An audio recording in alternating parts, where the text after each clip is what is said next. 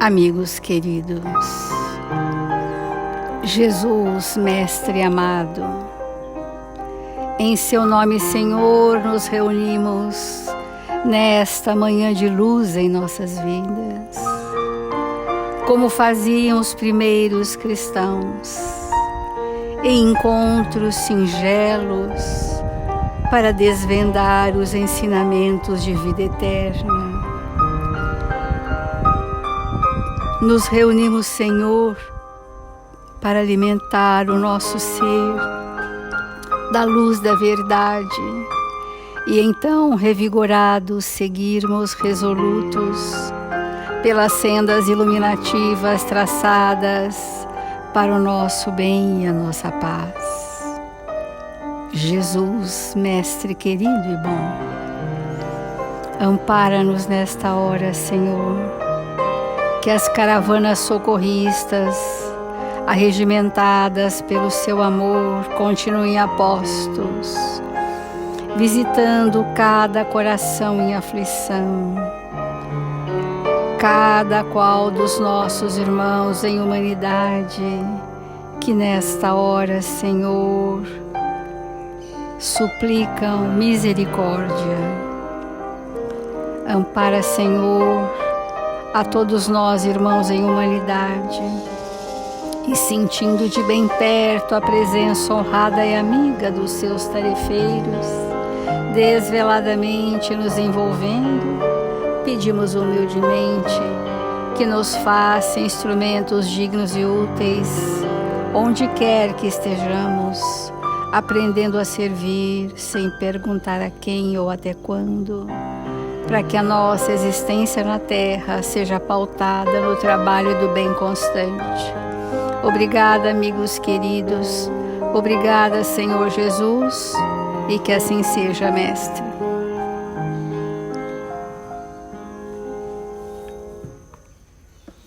Do Evangelho segundo o Espiritismo, o capítulo 20, os trabalhadores da última hora. Estamos buscando compreender o que são mesmo os trabalhadores da última hora. São aqueles que, tendo entendido o chamado de Jesus, compareceram para terminar a obra, para realizar a empreitada a que fomos destinados para esta existência. Cada existência na Terra é uma empreita de luz.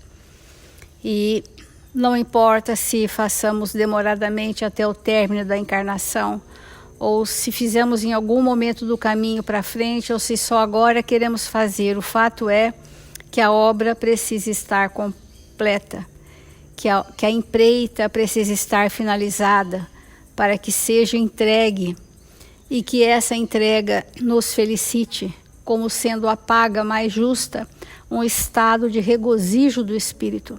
O Espírito que cumpre os seus deveres para com sua consciência, ele entra no estado de espíritos felizes.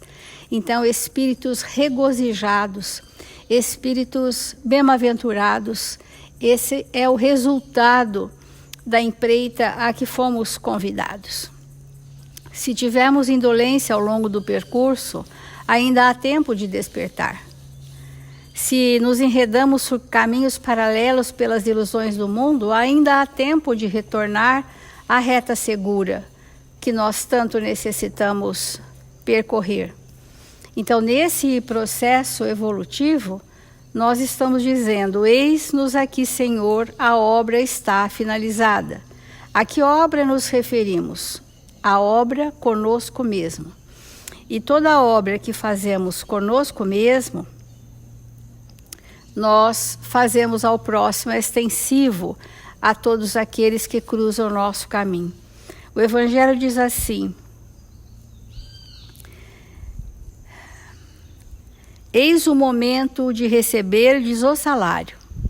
Empregai bem essa hora que vos resta, e não olvideis jamais que a vossa existência, tão longa que vos pareça, não é senão um momento bem fugidio na imensidade dos tempos, que formam para vós a eternidade.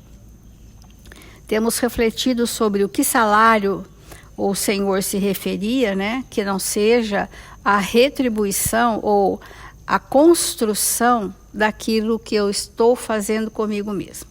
Então, se eu trago uma temática reencarnatória de desenvolver a espiritualização da existência, é notório que então eu venho com uma temática de materialismo.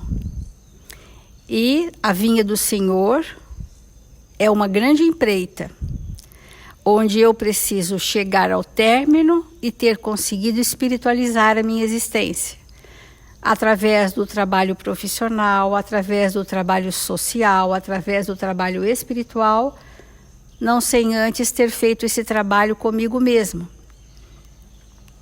Quando eu termino essa obra, em que eu sinto que o meu perispírito já não traz mais a ganga das más paixões que o adensavam e obscureciam em doenças várias, quando os quadros de memória do passado, no que se refere ao materialismo, já tiverem sido superados, quando a nossa existência for pautada numa religiosidade operosa, e quando tudo aquilo que nos é próprio é de todos também, e tendo requintado sentimentos sublimados, como a renúncia, como a abnegação, nós estaremos entregando a empreita da obra na vinha do Senhor.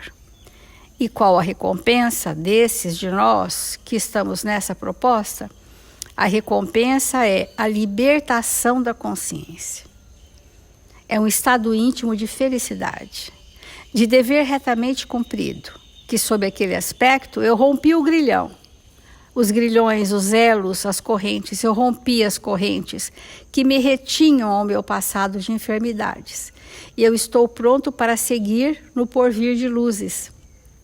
E o Emmanuel traz essa belíssima lição do Livro da Esperança, que é o livro que foi escrito pelo Emmanuel para comemorar o centenário do Evangelho segundo o Espiritismo. Então é uma obra de complementação, a primeira obra de complementação do Evangelho no seu centenário é o Livro da Esperança. E esperança é o tema, né, que o Evangelho para nós é esperançoso, porque realmente nos liberta. E ainda dentro dessa lição 66, ou espírita, diz assim: foge da crítica pessoal, à face da caridade que lhe rege o caminho. Quer dizer, o maior antídoto para a crítica é a caridade. Mas não recusa o exame honesto e imparcial desse ou daquele problema, porque isentar-se da crítica não é isentar-se do discernimento. Nós precisamos desenvolver, e o capítulo Bem-aventurados, os que são misericordiosos, fala muito disso, né? Mas não recusa o exame honesto e imparcial desse ou daquele problema que interessa o equilíbrio e a segurança da comunidade em que vive. Porque o bom senso e o discernimento é que nos prepara para sermos bons espíritas. Tanto que o Evangelho nos mostra que jovens mal saídos da infância já têm um estado de prontidão mais receptivo, muitas vezes, para ser um bom espírita, do que aqueles que estão há décadas dentro da doutrina espírita, mas ainda não despertaram para a sua transformação íntima. Então, o que é preciso para ser um bom espírita, né, é um senso, né, que esse senso, ele vem do bom senso mesmo, do discernimento, daquele estado de lucidez do pensamento que é próprio do verdadeiro cristão. Então, uma das características, né, que tem que ser abolida na nossa personalidade é a crítica sem discernimento, que é o julgamento, né? Outra coisa é analisar um fato à luz do entendimento da doutrina espírita. Nós vamos iluminar aquele fato com a compreensão do Evangelho para que não percamos o discernimento e não sejamos aqueles bonzinhos, permissivos, que tudo concedem e geram um estado flácido de condução da sua própria vida e da vida dos outros, né? Jesus foi um espírito absolutamente assertivo, né? Os grandes exemplos que nós temos de convivência mais próxima da humanidade, como Eurípides, Bezerra, são espíritos assertivos, são espíritos que compreendem o nosso tempo, mas não se acompliciam, achando que aquilo é uma beleza, né? Porque não é uma beleza. E todas as obras espíritas têm nos alertado que olhar para a paisagem do mundo e perceber a gravidade do que nos acontece, sem com isso ser uma crítica, mas um discernimento, para nós não sermos aqueles espíritos modernistas, né? Ou querendo anuir a tudo que aparece e achando tudo uma beleza, porque nós estamos diante de um delírio coletivo de inversão de valores morais. Então, e é um arrastamento. O chamamento do Evangelho é: exerce a tolerância fraterna, corrigindo o erro sem ferir, como quem separa o enfermo da enfermidade. Esse é um estado do discernimento do espírito. Ama sem escravizar-se e sem escravizar e sem escravizar-se. É um amor que liberta. Não tem a presunção de saber e fazer tudo, mas realiza com espontaneidade e alegria o trabalho que lhe compete, que é o dever, né? O dever, ele tem várias instâncias, né? E o dever, à medida que o espírito amadurece, esse dever, ele fica mais composto, né? Mais encorpado, vamos dizer assim, de uma expressão vibratória maior. Então, porque esse dever é proporcional à escala evolutiva do espírito. Um espírito mais primitivo, ele tem deveres, mas naquele diapasão do seu momento evolutivo. Agora, um espírito como Eurípides, Bezerra, quais são os deveres desses espíritos? São muito diferentes dos nossos. Podem ser os mesmos, mas a intensidade do que é possível para nós realizarmos é diferente. O dever de sermos bons e caridosos é o mesmo, mas a expressão disso para esses espíritos, o chamamento consciencial deles para esses deveres é superlativo, muito diferente do nosso, mas nós estamos numa escala. Então, evita os excessos, né? A parcimônia, o bom senso. Nós estamos no momento para vencer materialismo e o materialismo também inclui excessos de toda a natureza, né? Sermos espíritos sóbrios, parcimoniosos, prudentes, mais restritos nas nossas aquisições, isso nos equilibra, porque isso desocupa o nosso pensamento dessas questões e nos vincula o pensamento naquilo que realmente é fundamental para a minha existência na Terra hoje. E a tudo isso que nós estamos chamando é empreita, que lá na parábola dos trabalhadores da última hora, olha, você chegou por último, fez em 1 hora a empreita da sua existência, o que aqueles que estão há tanto tempo não fizeram. Então, comece a pagar pelos últimos, porque os últimos estão aqui e estão entregando a sua obra.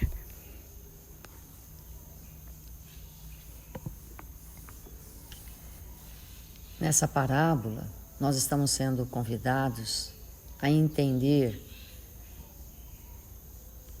muitos temas que devem ser reflexão para nós. Então, o trabalho, né? O que significa o trabalho que o trabalhador vai desempenhar. E o que significa a paga, o que ele vai receber. Então,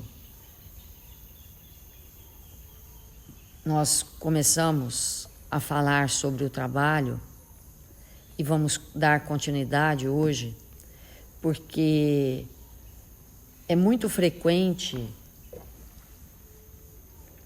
que ao chegarmos na Terra, vindos desenvolver determinadas tarefas que serão executadas pelo trabalho que vamos realizar, aquelas tarefas muitas vezes são realizadas, mas o trabalho, ele não é feito na nossa intimidade. E ontem nós falamos de algumas profissões e hoje nós vamos falar de outras profissões, de outros trabalhos. Então vamos pensar naqueles espíritos que vieram nesta reencarnação estabelecer um trabalho no lar, que é tão importante, tão digno, tão extraordinariamente planejado para que o espírito avance sobre determinadas características que são imprescindíveis ao seu adiantamento como espírito. Então vamos pensar que quando um espírito nasce para realizar todo o seu trabalho no lar, certamente ele vem desenvolver na intimidade o servir o outro, servir a cada um, servir a todos. Pelo contato direto com aqueles espíritos que muitas vezes nos dão esta oportunidade de desenvolver esse trabalho e que, não compreendendo a importância desse trabalho em nossas vidas, nós maldizemos aqueles que estão nos dando a oportunidade. Muitas vezes classificando-os de inoperantes, de preguiçosos, que realmente sobra para nós fazermos a grande parte. E tudo isso, na verdade, é o não entendimento do que aquele trabalho veio fazer na minha intimidade. Porque quando o espírito recebe essa oportunidade, quanto mais espíritos ociosos ele tiver ao redor dele, mais amplamente ele vai poder realizar. Porque se ele veio fazer esse trabalho, está num ambiente em que todos são operosos, como servir? Então, vamos entendendo que aqueles de nós que foi convidado a desenvolver esse tipo de tarefa, veio se libertar na sua intimidade das fantasias e das ilusões, sobre vários aspectos. Apagar as falsas luzes, os holofotes das ilusões e das fantasias que muitas vezes foram desenvolvidas em existências onde havia um chamamento muito grande para as questões do corpo ou para as questões de uma intelectualidade às vezes vazia, às vezes orgulhosa. Então, o espírito, muitas vezes, depois de passar uma existência na glória de uma intelectualidade sem utilidade para si, escolhe uma existência para estar no lar. Muitas vezes um espírito, tendo passado um tempo mergulhado nas ilusões da carne, escolhe uma existência para estar num lar, para aprender para aprender valores que não possui. E aí, quando o espírito compreende isso, e percebe que ali ele tem condições de desenvolver esses valores e fazer consigo um trabalho íntimo extraordinário, e faz esse trabalho, o que acontece com ele? Ele se liberta. Qual que é a paga? O que ele recebe como salário do trabalhador da última hora, como a Célia falou ontem? A libertação dos vícios, sejam da mente, sejam do corpo, seja do que for. E o espírito fica um tempo, entre aspas e mil aspas, apagado ali, naquele contexto, para se realinhar, para se organizar, para desenvolver o sentimento, o afeto, tudo aquilo que ele não possuía quando, em outro momento, estava num cenário diferente daquele que se encontra hoje. E aí nós vamos perguntar se, depois de um tempo nesta atividade, se o espírito introjetou no campo da sua alma, de maneira definitiva, o ato de servir. Evidentemente, nós vamos servir em todas as profissões, em todas as atividades, em todos os trabalhos. Mas cada uma dessas atividades, desses trabalhos, nos possibilita o desenvolvimento de um aspecto da vida do espírito.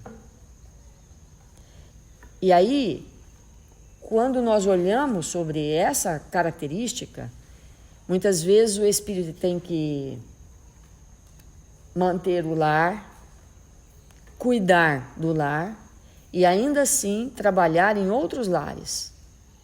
Quantos espíritos recebem esse desafio? O que será que isso significa? Vamos parar para refletir. Além de eu me entregar no trabalho, muitas vezes exaustivo, no meu próprio lar, servindo todos aqueles que vieram ter comigo naquele cenário, ainda assim eu saio para servir em outro lar. Então, qual será o tema desse espírito no trabalho com a sua intimidade? Que tema ele veio trabalhar que não seja o lar? E quando o tempo fecha para ele, daquela oportunidade, quando o espírito observa a si mesmo, tendo tido a oportunidade de, como bom espírita, estar naquele desenvolvimento, qual é o salário que ele vai receber? De acordo com as suas obras. Mas qual é a obra? A obra é íntima. O que foi que ele construiu dentro dele nesta oportunidade com esse trabalho? Se ele desenvolveu a tolerância, a paciência, o ato de servir, se ele se desconectou das ilusões do mundo, se ele se desconectou das fantasias, se ele se afastou disso, porque um lar é um ambiente sagrado. O lar é onde nós oramos, o lar é onde nós formamos a família, o lar é onde nós resolvemos os grandes problemas existenciais, o lar é onde nós educamos verdadeiramente os espíritos. O lar é o melhor ambiente que alguém pode viver. E se o espírito, ele aproveita aquela existência para, ao sair daquele cenário, levar dentro de si a experiência feliz de ter tido um lar honrado e não ter se desviado do caminho, ele vai ter a paga. Ele vai ser remunerado. Que remuneração é essa? Se libertar dos tormentos que ele trouxe. De maneira definitiva, porque agora aprendeu valores que antes não possuía.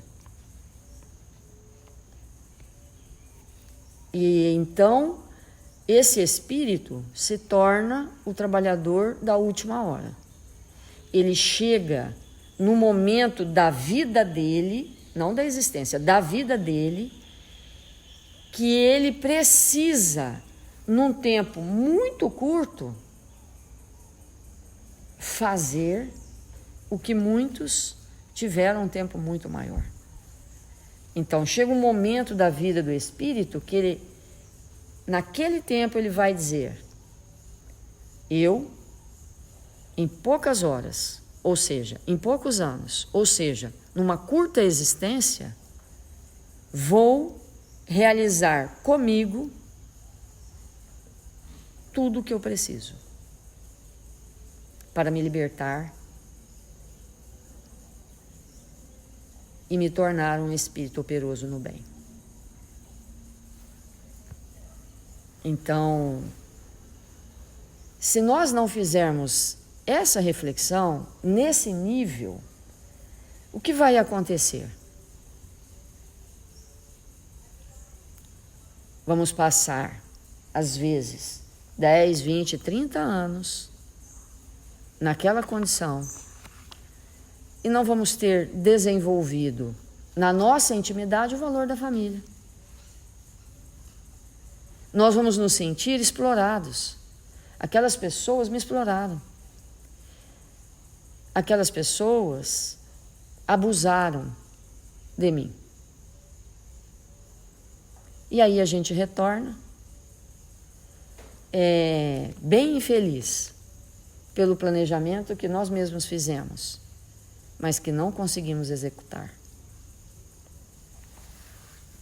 E assim nós vamos falando, né, das ações importantíssimas que somos convidados a realizar numa existência.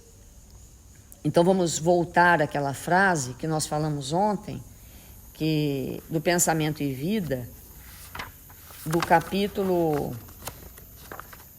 7, intitulado Trabalho. O trabalho pode ser ação transformadora do ambiente. Então, vamos pegar esse exemplo. Eu recebi a oportunidade de passar 40 anos dentro de um lar cuidando daquela família, que é a minha. Eu fiz muita coisa. Eu cozinhei, eu lavei, eu passei, eu limpei, eu estive com as crianças, com o marido, ou vice-versa, né? Eu estive com a esposa, porque hoje muitos homens assumem essa posição, muitas vezes como um planejamento reencarnatório. Eu fiz tudo isso e foram atividades bem exaustivas, que roubaram muitas vezes momentos de alegria, que eu podia estar em outro lugar, mas tinha que estar ali cumprindo com as minhas obrigações. Então, a ação foi intensa, mas o que eu fiz não penetrou na minha intimidade. E a outra situação é o trabalho-serviço, que Emmanuel diz, transforma o homem. E o trabalho-serviço é o trabalho de servir. Porque quando Jesus falou do trabalho, ele disse, o meu pai trabalha e eu trabalho também. Então, quem foi o maior servidor da humanidade? Jesus. Jesus foi o maior servidor. E é isso que nós estamos sendo convidados. O trabalho que serve o outro. Em tudo e sem limite. Não é que nós não vamos cansar, nós vamos cansar, mas a gente dorme e descansa. A gente se refaz, vai ao mundo espiritual, se abastece, revigora as energias perispiríticas. Nós ouvimos o Evangelho, nós aprendemos com a literatura espírita, nós vamos à casa espírita, nós vamos encontrar com os amigos, nós temos momentos de refazimento. Mas são momentos, porque o resto do tempo é para o desenvolvimento desse valor, de servir. Então, com isso, nós vamos falando de cada uma dessas profissões, desses trabalhos que nós fomos convidados a exercer na Terra. Vamos fazer a prece.